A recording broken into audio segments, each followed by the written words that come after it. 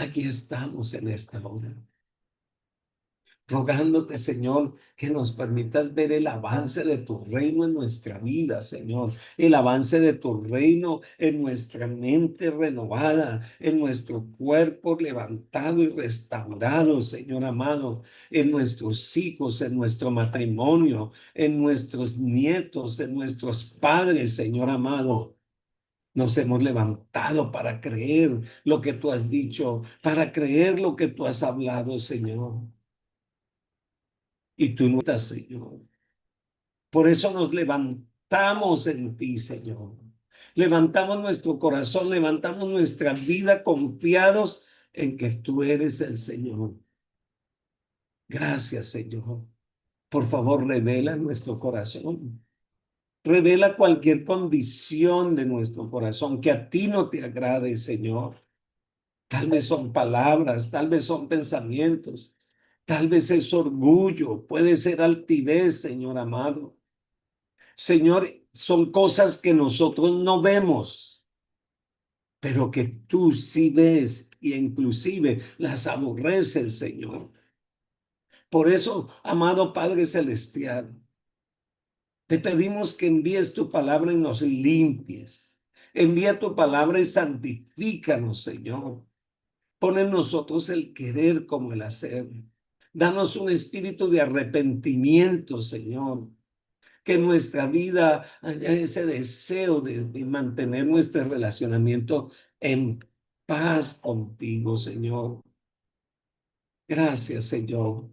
Gracias porque eres tú el único que nos libras, aún de nuestros propios deseos, de nuestros propios pensamientos. Ven, Señor, y entrónate en nuestro corazón. Entrónate, por favor, en nuestra vida, Señor. Ministra de tal manera, Señor, que haya una diferencia, un antes y un después, desde que tú llegaste. Señor, transformando nuestra vida, Señor. Transformando nuestra manera de ver las cosas. Transformando la manera en que pensamos, Señor.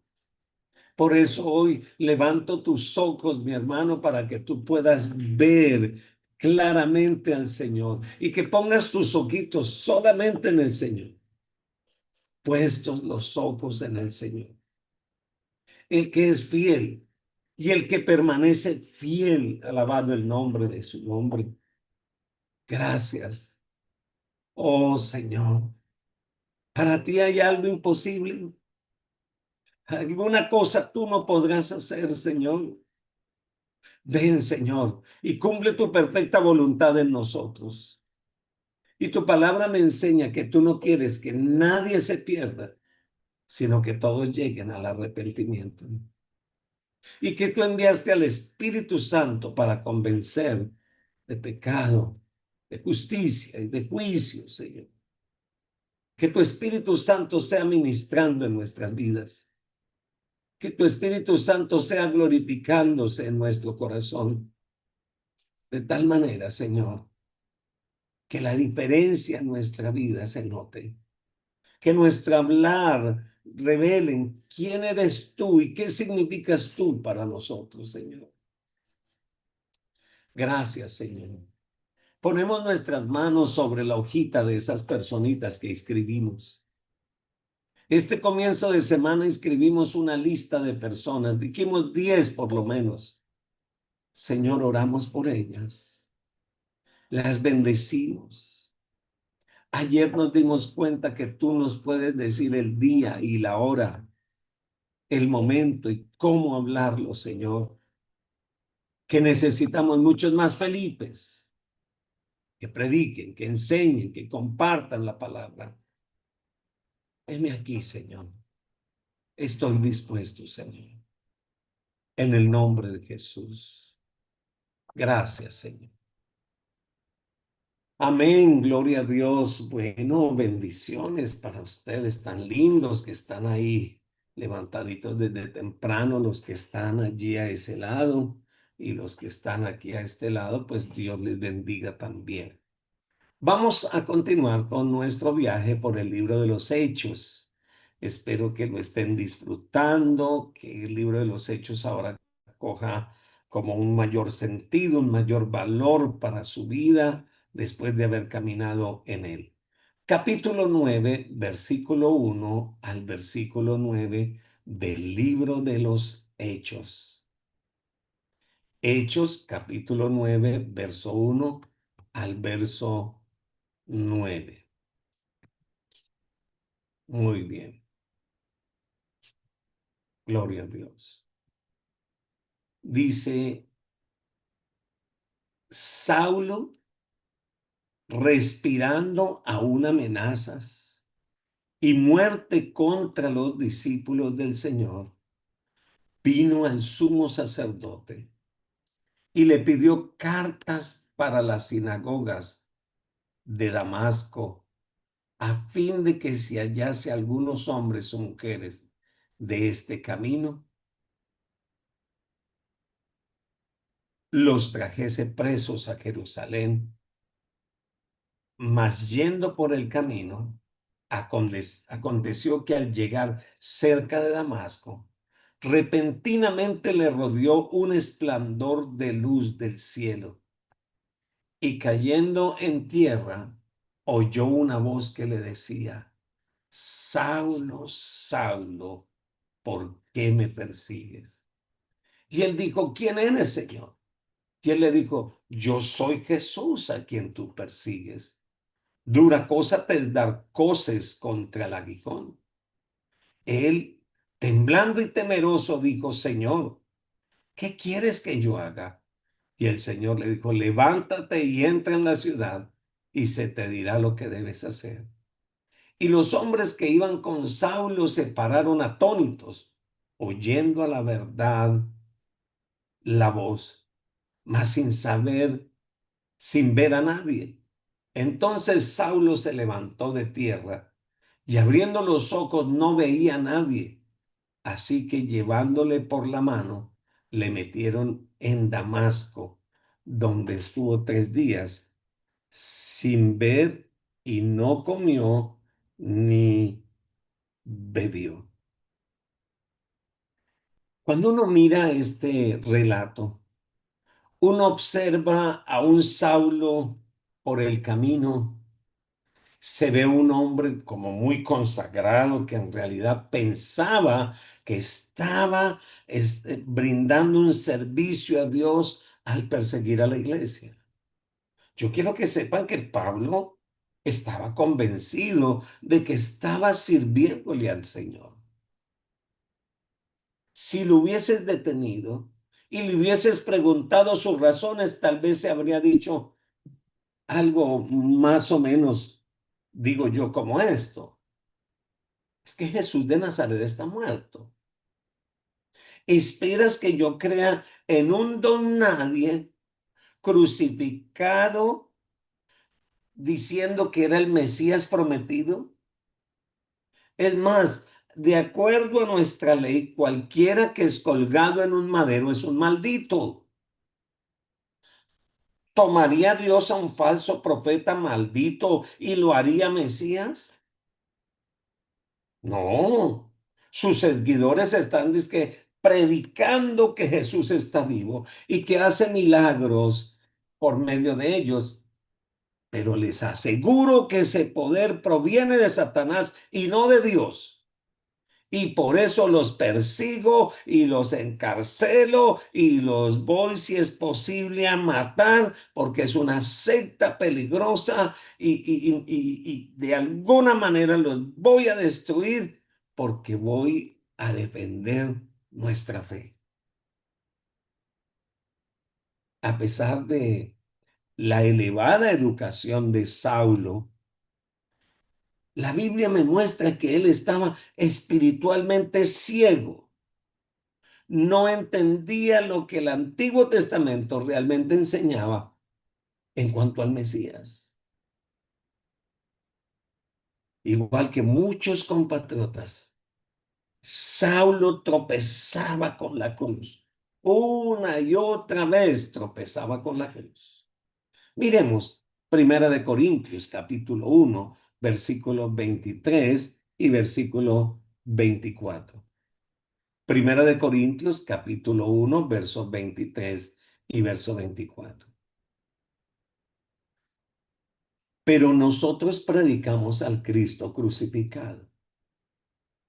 Para los judíos ciertamente tropezadero, para los gentiles locura, mas para los llamados, así judíos como griegos, Cristo poder de Dios y sabiduría de Dios. Para Pablo era una locura. A Pablo no se le había revelado, bueno, vamos a decirle Saulo, porque hasta el momento era Saulo. No se le había revelado.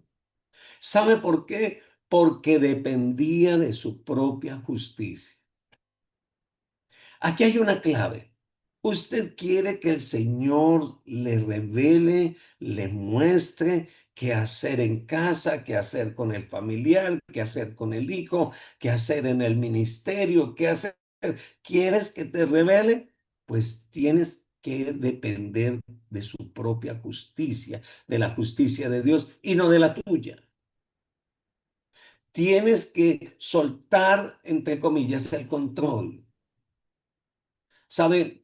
Muchas personas religiosas que se creen justas no ven la necesidad de un Salvador y se ofenden si les dicen que son pecadores. Un día de estos llegué a una casa y visité a unos hermanos en la fe, pero en esa casa había otra dama.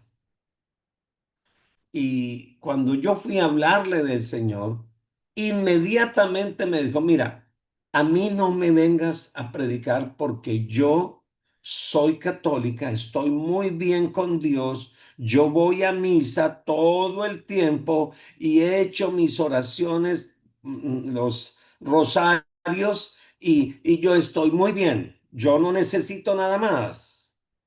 ¿Sabe? Un religioso se siente bien con su religión. La actitud de Saulo era, según la Biblia, como la de un animal enfurecido cuyo mismo aliento era peligroso. Como muchos otros rabinos, él creía que la ley tenía que ser obedecida antes de que el Mesías pudiese venir. Sin embargo,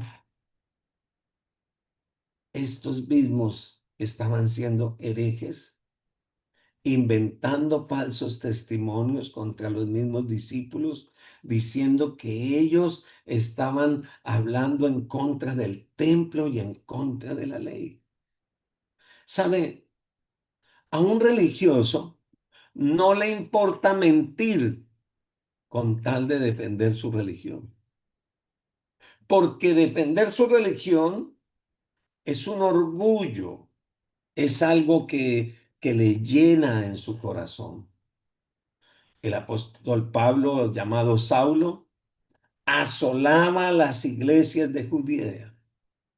Ayer lo vimos y recibió autoridad del sumo sacerdote para ir hasta Damasco a perseguir a los discípulos de Jesús. Esto no era cualquier empresa. Tenía que tener recursos, tenía que tener soldados, tenía que tener armas, porque la autoridad del Concilio Supremo era una autoridad grande. Damasco tenía una numerosa población judía y se calculaba que debe haber unos 30, 40 sinagogas en esa ciudad. Ahora, el hecho de que ya hubiesen creyentes allí indica la eficacia de la iglesia, la que estaba proclamando el mensaje, un mensaje que empezó a través de una persecución, pero que dio resultados. Algunos de los creyentes tal vez huyeron de la persecución en Jerusalén y terminaron allí en Damasco. Por eso Saúl quería autoridad para meterse en Damasco y traerlos de regreso presos. Pero dice la Biblia que Saulo de repente se halló en el suelo. No fue que se desmayó por la insolación. No fue que le dio un ataque de epilepsia lo que pasó allí, sino fue un encuentro personal con Jesucristo.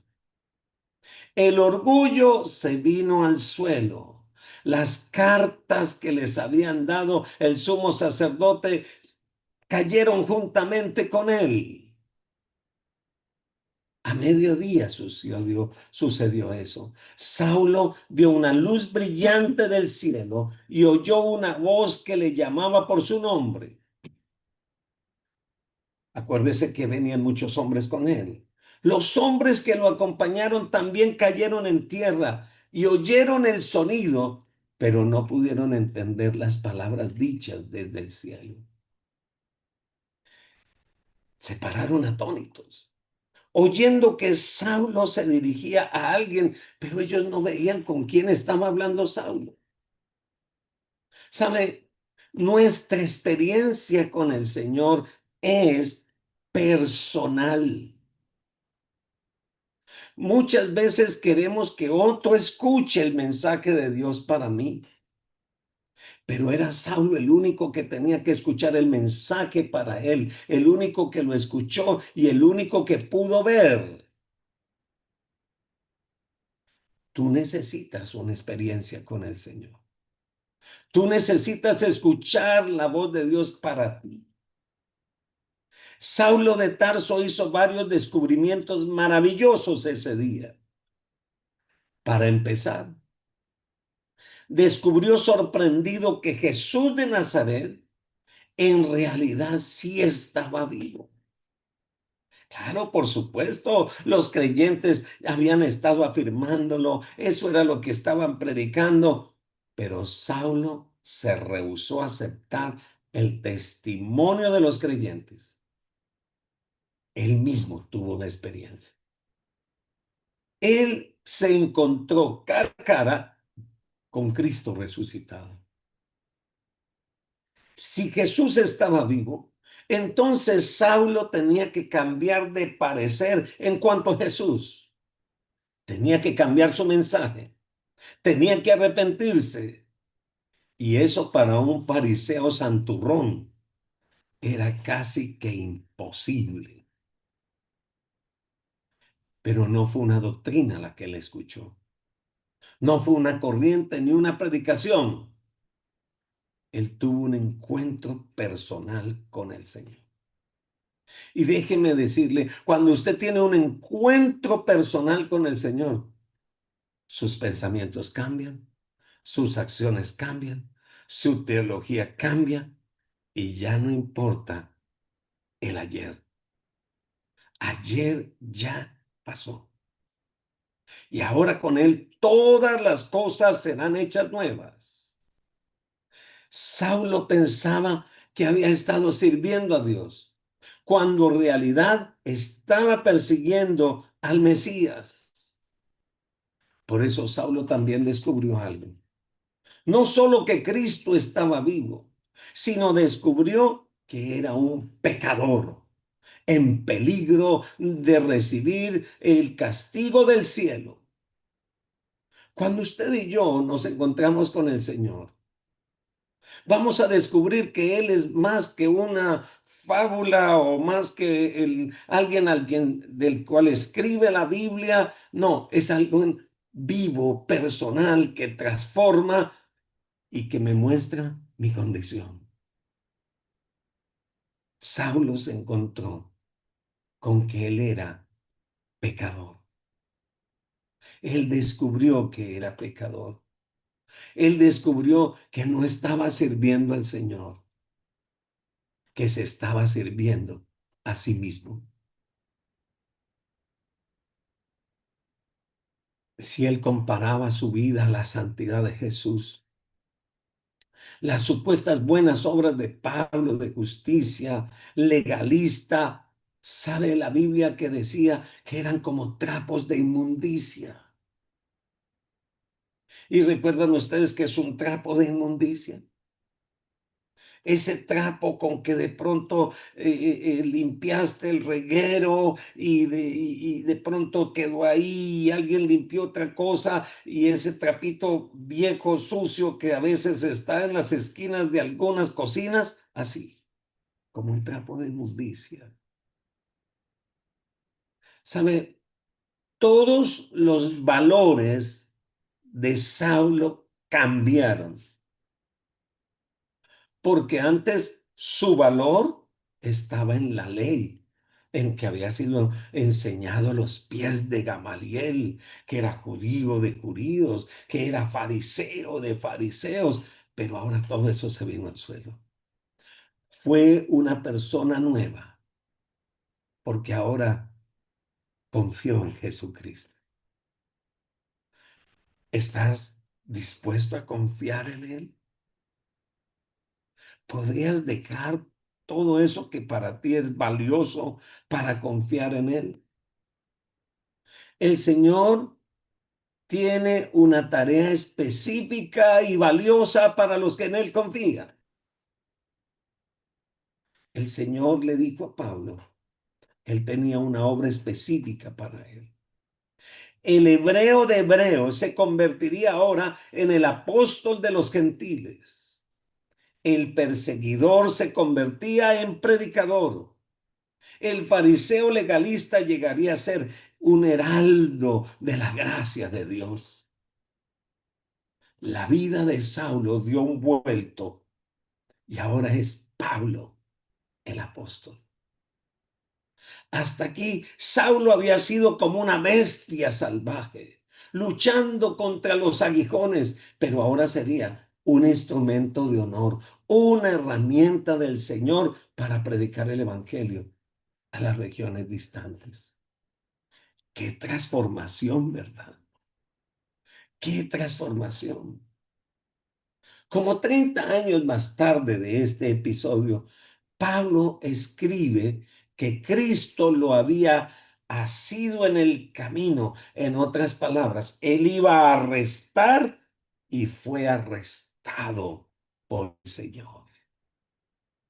Filipenses capítulo 3, versículo 12.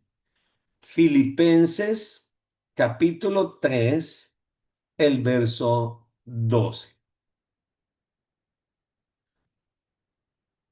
Ok, mira lo que dice.